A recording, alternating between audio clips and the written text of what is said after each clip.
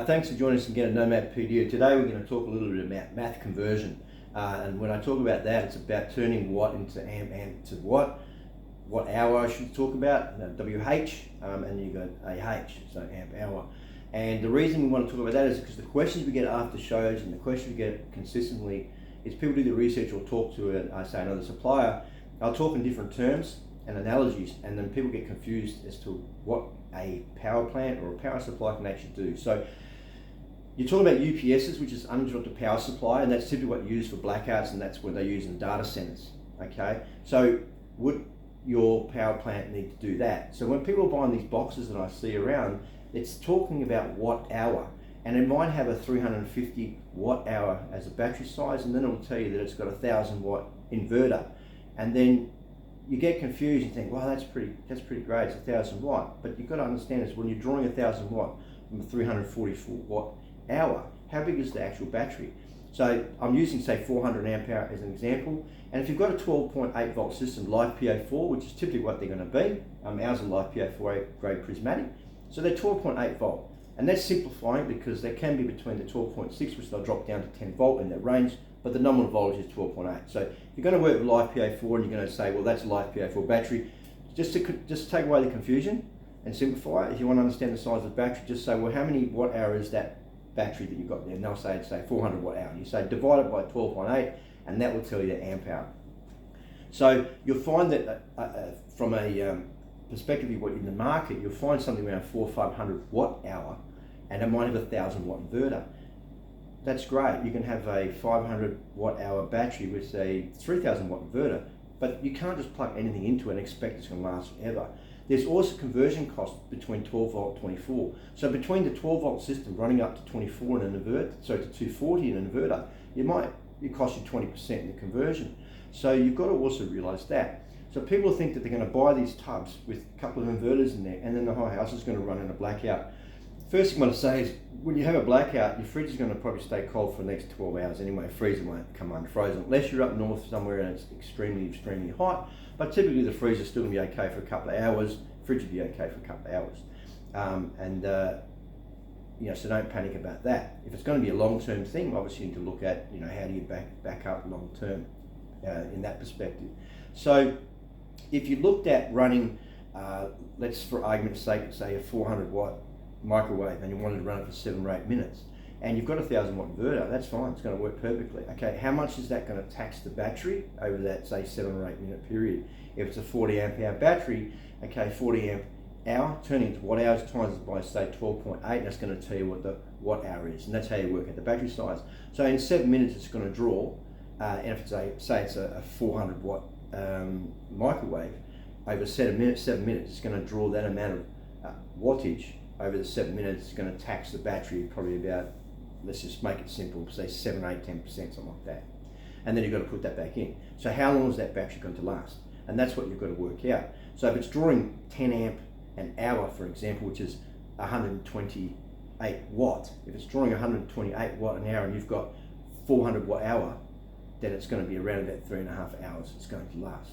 So again, just go back and simplify it. If you've got a watt hour as a measurement of the battery size, divide it by 12.8 if it's LiFePO4. You also get batteries that might be 48 volt systems. Okay, so don't make the mistake there.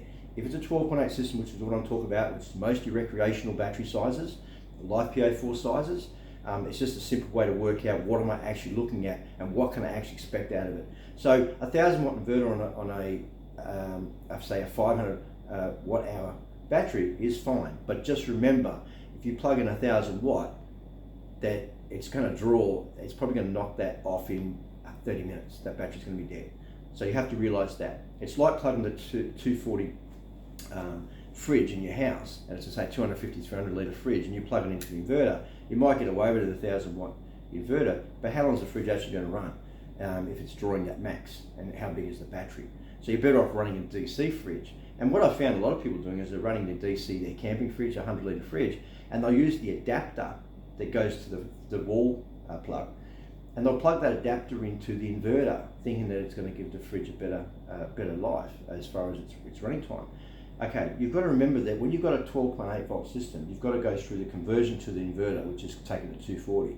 It is taxing the battery just doing that. As soon as you plug in that adapter again, guess what it's doing? It's now taking it back down again to the 12 or 24 volt for your fridge. That's what most people don't realise in your house. Your house takes the solar panels and puts power into the photovoltaic panels and put power into your battery. The battery stores it, and then you can run it through the big inverter, so it converts it back up again to 240 volt. And then most of the things in your house will have adapters on it, like your routers and pretty much all your accessories will have adapters on it that convert it back down to 12 volts. So you're converting it twice. So you're converting it up and then you're stepping it back down. So the step down is not going to be as taxing, but you're still converting up and down. And you just have to remember that there's a tax involved in that. It's not just free power. You've got to remember that you do lose something in that conversion upward. So that's when you look into batteries. We see this at shows all the time. People are buying these, big square block things, which you can only use them for the house, or put them in the back of the vehicle and maybe take them to the campsite and take up more space. But they think it's going to run the house in a blackout.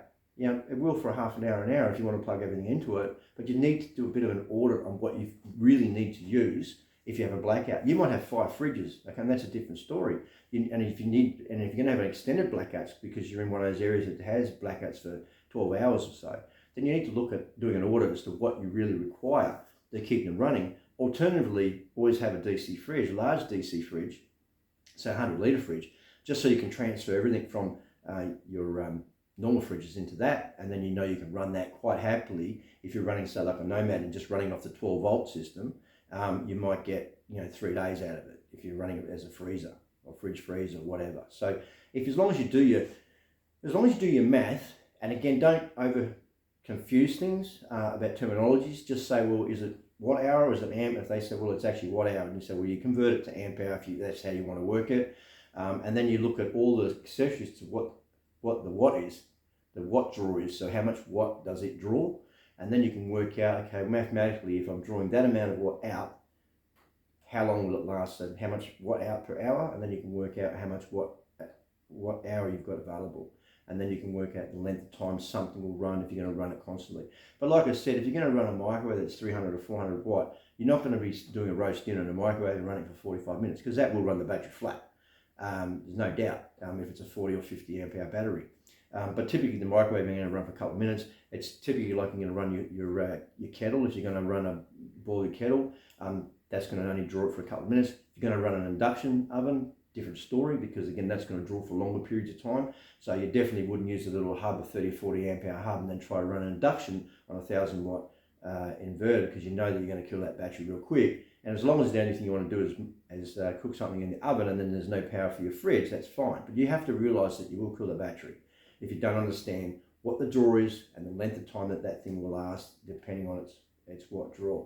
Hopefully that simplifies it. There is more math involved, but it's just trying to convert watt hour to amp to watt hour, and then understanding the tax between converting up and down, between 12 volt and 240 volt, and that LiFePO4, typically if you use the math as 12.8 volt system, you can divide that into to work out what you have available, and to work out the 12.8 times the amp hour will give you the watt hour, and the reverse to do that.